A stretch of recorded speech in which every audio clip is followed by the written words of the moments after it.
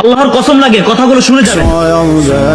হাসরের ময়দানে ফেরেশতারা দেখবে দুইটি সিংহাসন। তখন আল্লাহকে বলবে, আল্লাহ এই সিংহাসনেতে একটাতে আপনি বসবেন আর একটাতে কে বসবে?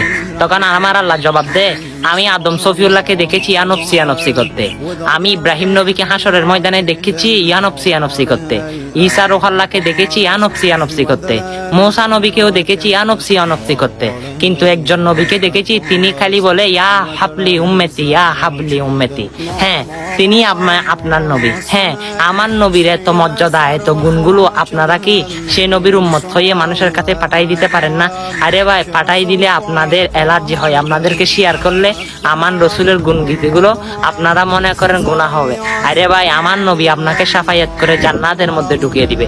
আমার নবীর এই সম্মানটা সকল মুসলমানের কাছে জড়ের গতিতে শেয়ার করে দেন, তারা যেন আমার রসুলের সম্মান কত উঠবে সেটা জানতে পারে। আল্লাহ সবাইকে হেদায়েত দান করুক, আর ভিডিওটা শেয়ার করে সকল মুসলমানকে জানিয়ে দিন। আমিন।